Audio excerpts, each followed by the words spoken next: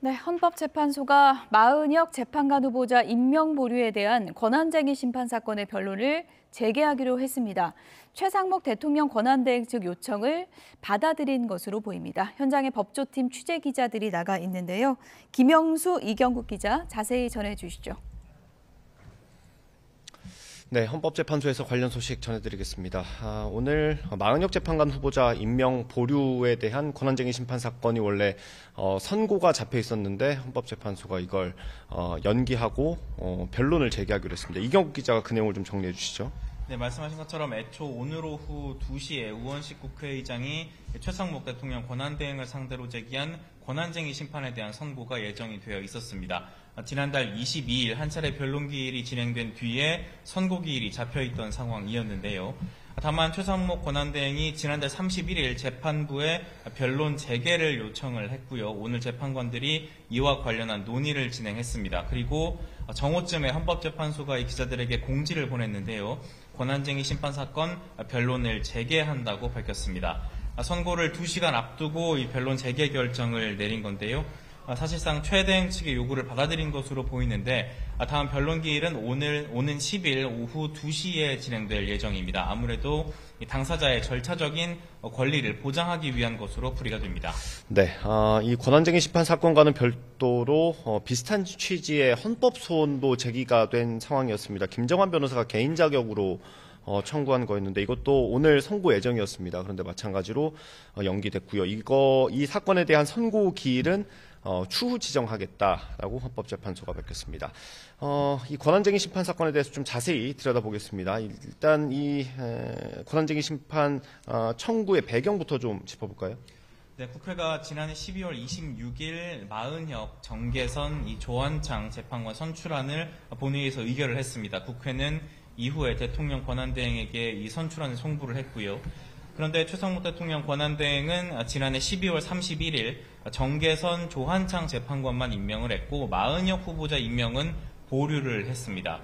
이후에 1월 3일 국회가 권한쟁의 심판을 청구를 했고요. 말씀드린 것처럼 지난달 22일 한 차례 변론기일이 진행이 된 바가 있습니다. 네, 이 권한쟁의 심판이라는 건 국가기관이나 지자체 간의 어떤 권한을 둘러싸고 다툼이 발생했을 때 헌법재판소의 판단을 구하는 절차입니다. 이번에는 국회가 대통령 권한대행을 상대로 권한을 침해당했다라고 청구한 거고요. 국회가 선출한 마은혁 후보자를 대통령 권한대행이 임명하지 않아서 국회 입장에서는 자신들의 권한을 침해당했다라는 주장이 주된 내용입니다. 정리를 해보면 국회가 선출한 재판관을 대통령이 임명할 의무가 있는지 여부, 그리고 대통령이 이걸 임명하지 않아서 국회 권한이 침해됐는지 여부가 이번 사건의 핵심 쟁점으로 볼 수 있습니다. 조금 더 구체적으로 들어가 보면요, 대통령 임명권에 대해서 좀 법에 나와 있는, 명시되어 있는 부분이 있지 않습니까? 네, 헌법에 보면 헌법재판관 9명 가운데 3명은 국회에서 선출하는 사람을 대통령이 임명하게 돼 있습니다. 국회 측은 국회 몫의 재판관 3명에 대한 대통령의 임명권이 형식적이라고 주장을 하고 있습니다. 법적인 용어로 설명을 하자면 자기 의무가 있다는 것인데요. 반대로 최상목 대통령 권한대행 측은 이 자기 의무가 없기 때문에 부작위에 대한 권한쟁의 심판 자체가 성립되지 않는다고 주장을 하고 있습니다. 네, 이 쟁점 가운데 하나가 여야 합의 여부입니다. 최상목 권한대행이 재판관 2명을 임명하면서 한 명을 보류한 이유에 대해서 여야 합의가 확인되지 않았다는 이유를 들었습니다. 그래서 마은혁 후보자 임명은 보류한 상태였고요. 지난달 20일 한 차례 변론기일이 있었죠. 최대행 측은 이때도 이 부분을 강조했습니다. 여야 합의가 오랜 관행이다라는 주장을 펼쳤습니다. 다만 재판관 후보자가 자격 요건을 갖추고 선출 절차에 하자가 없다면 임명해야 한다는 데는 이견이 없다라는 취지로 말하기도 했습니다. 반면에 국회 측은 여야 재판관 추천 공문, 이 공문을 근거로 이미 합의가 이루어졌다고 주장을 했고요. 최 권한대행이 이 마 후보자를 임명해야 한다고 주장했습니다. 일단 변론을 한 번 더, 앞으로 어떻게 몇 번을 더 하게 될지 모르지만 변론을 재개하기로 했고요. 만약에 선고에서 인용 결정이 나온다면 어떻게 되는지도 한번 이경국 기자가 설명해 주실까요? 네, 헌법재판소법을 보면 이 부작위에 대한 심판 청구를 인용할 때 피청구인은 이 결정 취지에 따른 처분을 해야 한다라고 명시를 하고 있습니다. 그런데 이 규정까지만 명시가 되어 있고 이 강제로 임명을 해야 한다거나 헌재 결정을 따르지 않는다고 처벌하는 규정 같은 것은 없습니다.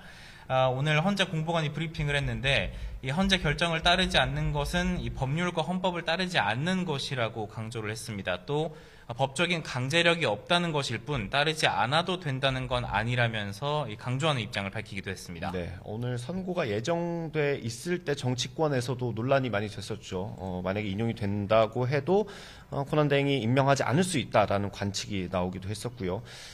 현재까지 확인된 최상목 권한대행 그리고 정부의 입장을 보면 기재부 같은 경우 선고가 나오면 의견을 수렴하고 숙고 절차를 거치겠다. 그래서 방침을 정하겠다라고 했고요. 정부 관계자도 헌재 선고 취지를 분석하는 작업이 우선돼야 한다라는 입장까지만 내놓은 상황입니다. 이 마은혁 재판관 후보자의 임명 여부가 중요한 게 윤석열 대통령 탄핵 심판과 좀 연관이 되어 있기 때문 아닙니까? 네, 맞습니다. 이 탄핵 심판 같은 경우에는 6명 이상이 찬성을 하면 인용 결정이 됩니다. 이 반대하는 사람의 기준으로 봤을 때는요, 현재 이 8인 체제에서는 3명이 반대할 경우 윤 대통령 탄핵은 기각이 되게 됩니다. 그런데 만약 마은혁 후보자가 임명이 돼서 9인 체제가 될 경우에는 3명이 반대해도 6명 이상이 찬성을 한 만큼 탄핵이 인용될 수 있습니다. 여당에서는 이 마은혁 후보자의 정치적 편향성을 문제 삼고 있는 부분도 있는데 이런 배경이 있다고 보면 될 것 같습니다. 네, 지금까지 헌법재판소에서 전해드렸고요. 상암동 스튜디오 나와주십시오.